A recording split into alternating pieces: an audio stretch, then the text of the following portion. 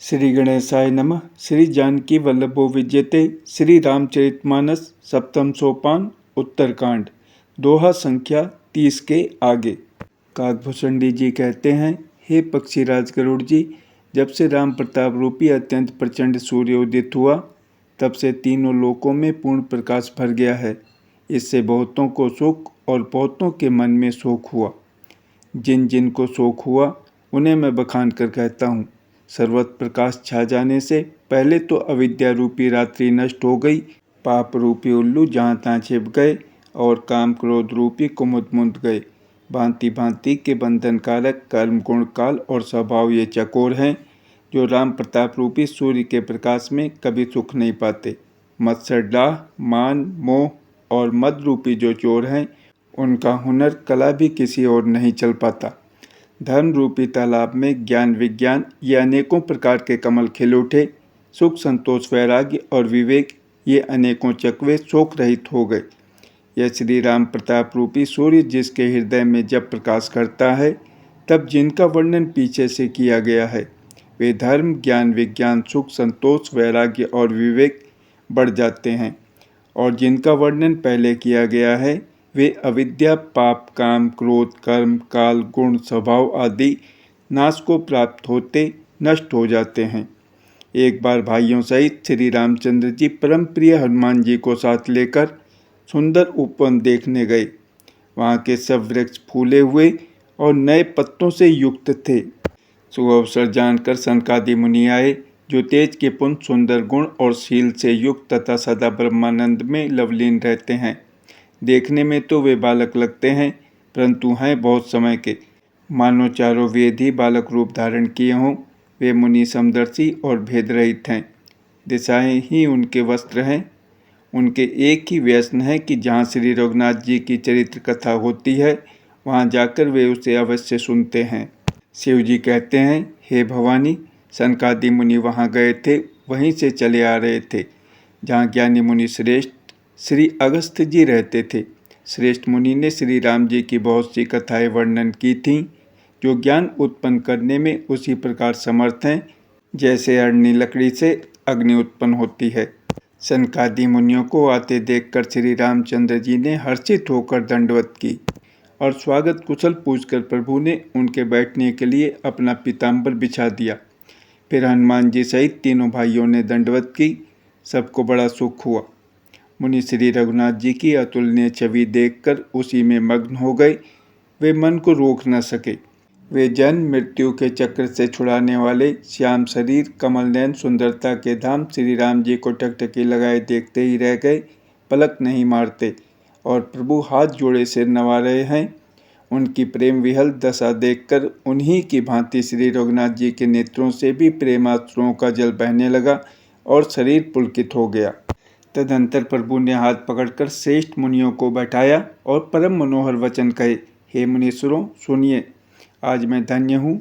आपके दर्शनों ही से सारे पाप नष्ट हो जाते हैं। बड़े ही भाग्य से सत्संग की प्राप्ति होती है, जिससे बिना ही परिश्रम जन्म मृत्यु का चक्र नष्ट हो जाता है।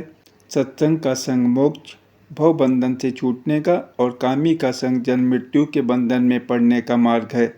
संत कवि और पंडित तथा वेद पुराण आदि सभी सद्ग्रंथ ऐसा कहते हैं।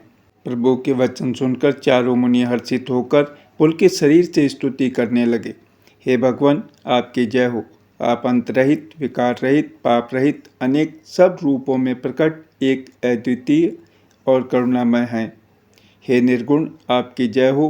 हे गुण के समुद्र, आपकी जय हो, जय हो। आप सुख के धाम अत्यंत सुंदर और अति चतुर हैं। हे लक्ष्मीपति, आपकी जय हो।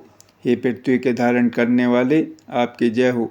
आप उपमा रहित अजन्मा अनादि और शोभा की खान हैं।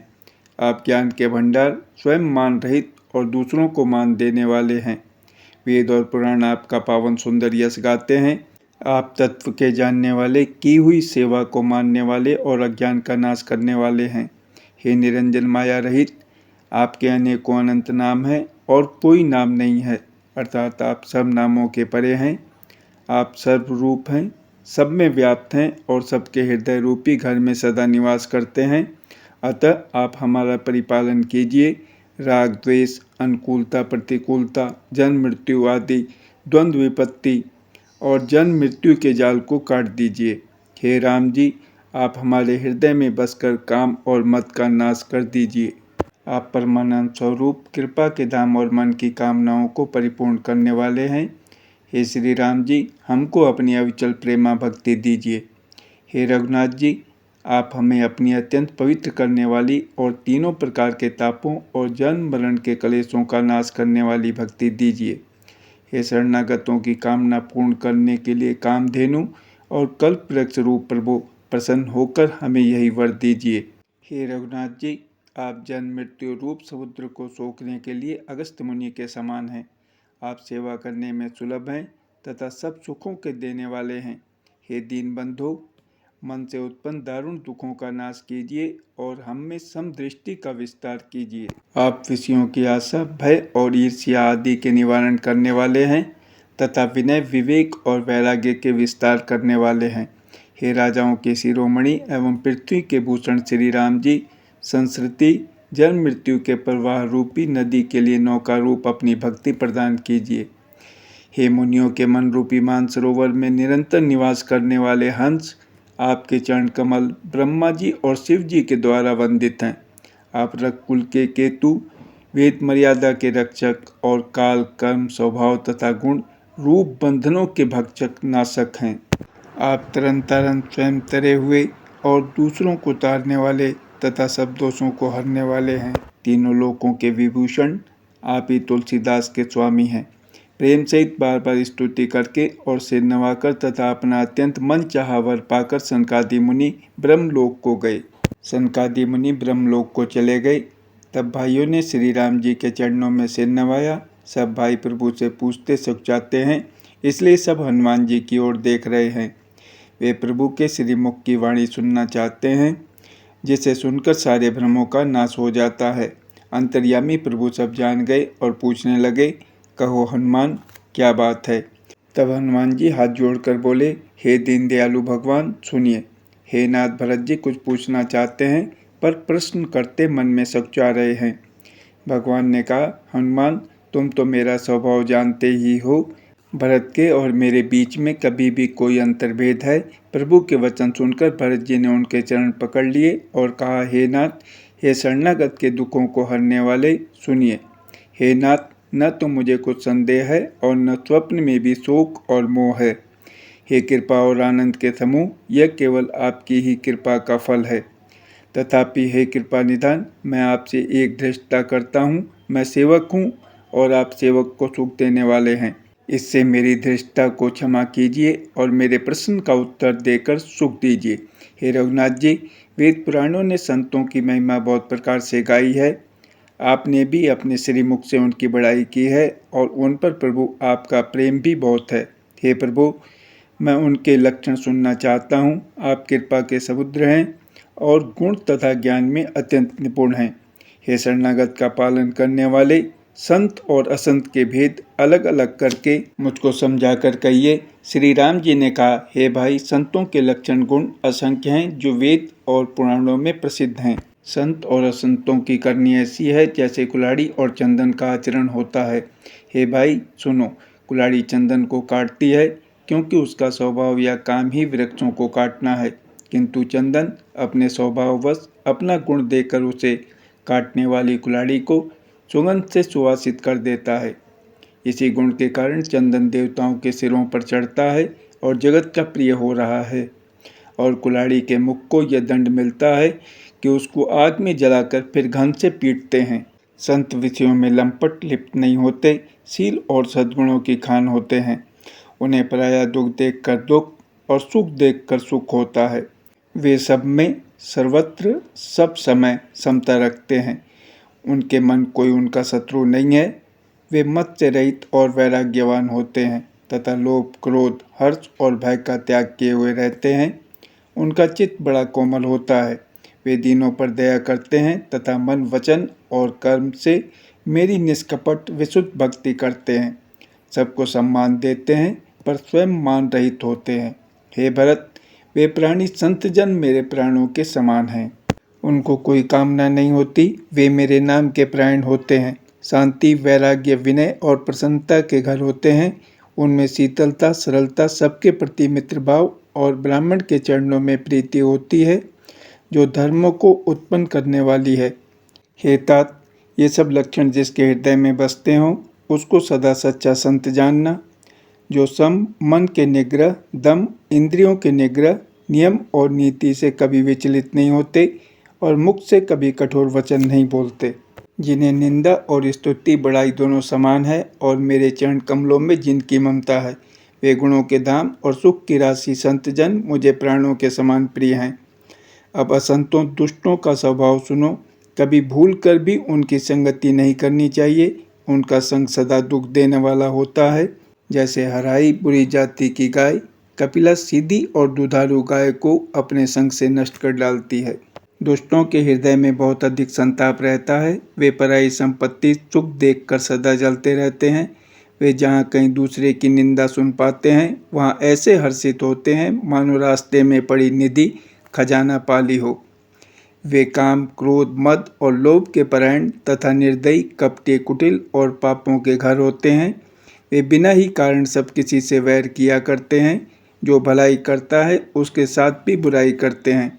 उनका झूठा ही लेना और झूठा ही देना होता है, झूठा ही भोजन होता है और झूठा ही चबेना होता है। अर्थात वे लेन देन के व्यवहार में झूठ का आश्रय लेकर दूसरों का हक मार लेते हैं अथवा झूठी डींग हाँका करते हैं कि हमने लाखों रुपए ले लिए, करोड़ों का दान कर दिया। इसी प्रकार खाते हैं चने की रोटी और कहते हैं कि आज खूब माल खाकर आए, अथवा चबेना चबा कर रह जाते हैं और कहते हैं हमें बढ़िया भोजन से वैराग्य है इत्यादि। मतलब यह कि वे सभी बातों में झूठी बोला करते हैं। जैसे मोर बहुत मीठा बोलता है, परंतु उसका हृदय ऐसा कठोर होता है कि वह महान विषैले सांपों को भी खा जाता है, वैसे ही वे भी ऊपर से मीठे वचन बोलते हैं, परंतु हृदय के बड़े ही निर्दयी होते हैं। वे दूसरों से द्रोह करते हैं और पराई स्त्री, पराये धन तथा पराई निंदा में आसक्त रहते हैं। वे पामर और पापमय मनुष्य नर शरीर धारण किए हुए राक्षस ही हैं। लोभ ही उनका ओढ़ना और लोभ ही बिछौना होता है, अर्थात लोभ ही से वे सदा घिरे हुए रहते हैं। वे पशुओं के समान आहार और मैथुन के ही परायण होते हैं। उन्हें यमपुर का भय नहीं लगता। यदि किसी की बड़ाई सुन पाते हैं तो वे ऐसी दुख भरी सांस लेते हैं मानो उन्हें जूड़ी आ गई हो, और जब किसी की विपत्ति देखते हैं तब ऐसे सुखी होते हैं मानो जगत भर के राजा हो गए हों। वे स्वार्थपरायण, परिवार वालों के विरोधी, काम और लोभ के कारण लंपट और अत्यंत क्रोधी होते हैं।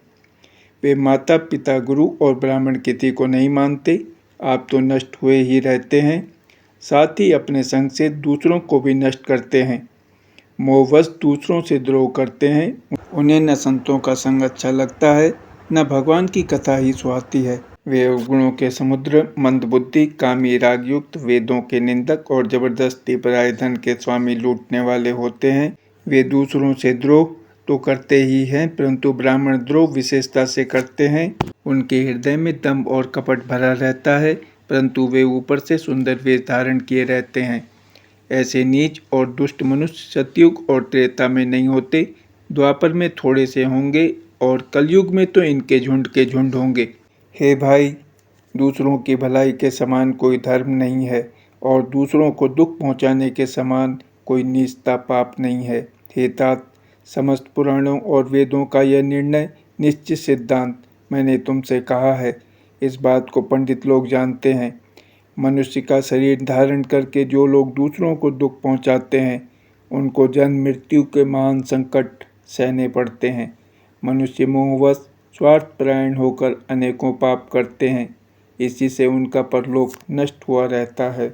हे भाई, मैं उनके लिए काल रूप भयंकर हूँ और उनके अच्छे और बुरे कर्मों का यथा योग्य फल देने वाला हूँ। ऐसा विचार कर जो लोग परम चतुर हैं, वे संसार के प्रवाह को दुख रूप जानकर मुझे ही भसते हैं। इसी से वे शुभ और अशुभ फल देने वाले कर्मों को त्याग कर देवता, मनुष्य और मुनियों के नायक मुझको भसते हैं। इस प्रकार मैंने संतों और असंतों के गुण कहे।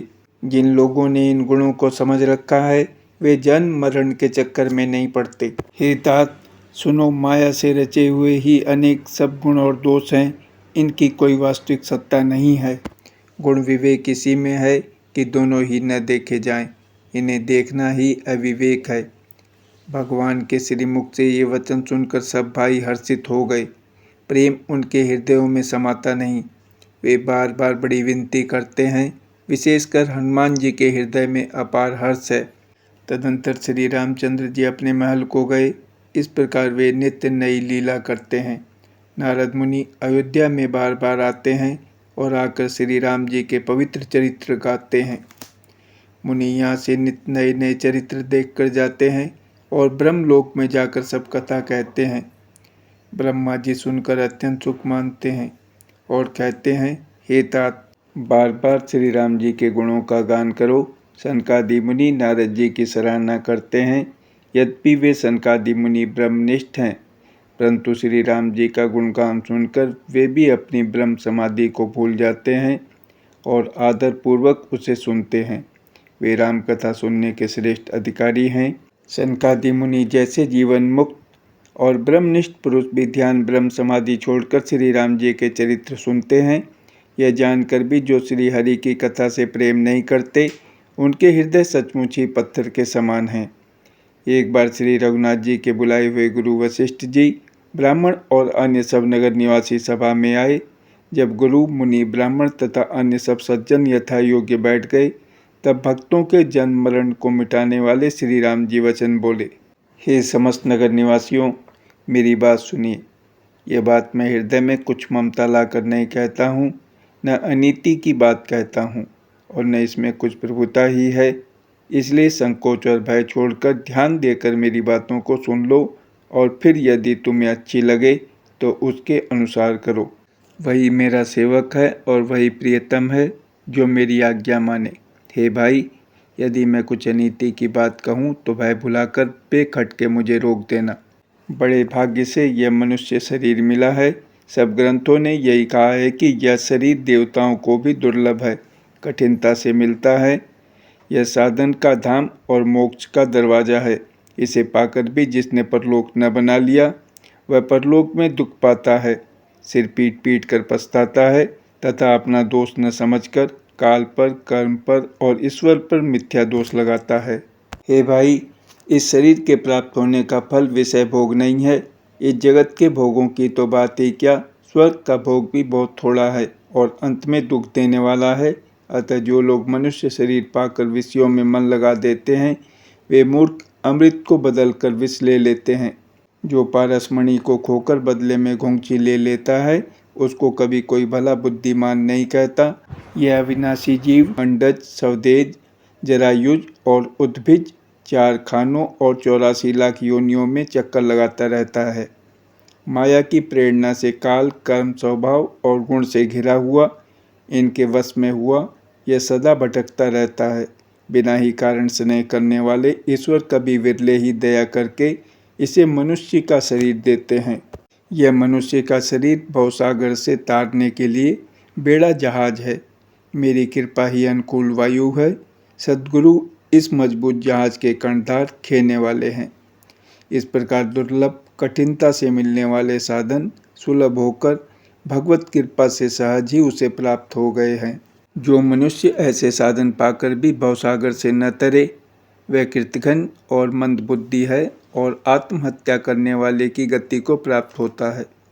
यदि परलोक में और यहाँ दोनों जगह सुख चाहते हो तो मेरे वचन सुनकर उन्हें हृदय में दृढ़ता से पकड़ रखो। हे भाई, यह मेरी भक्ति का मार्ग सुलभ और सुखदायक है। पुराणों और वेदों ने इसे गाया है। ज्ञान अगम दुर्गम है और उसकी प्राप्ति में अनेकों विघ्न हैं। उसका साधन कठिन है और उसमें मन के लिए कोई आधार नहीं है। बहुत कष्ट करने पर कोई उसे पा भी लेता है तो वह भी भक्ति रहित होने से मुझको प्रिय नहीं होता। भक्ति स्वतंत्र है और सब सुखों की खान है, परंतु सत्संग, संतों के संग के बिना प्राणी इसे नहीं पा सकते और पुण्य समूह के बिना संत नहीं मिलते। सत्संगति ही संस्कृति जन्म मरण के चक्र कांत करती है। जगत में पुण्य एक ही है, उसके समान दूसरा नहीं। वह है मन, कर्म और वचन से ब्राह्मणों के चरणों की पूजा करना। जो कपट का त्याग करके ब्राह्मणों की सेवा करता है उस पर मुनि और देवता प्रसन्न रहते हैं।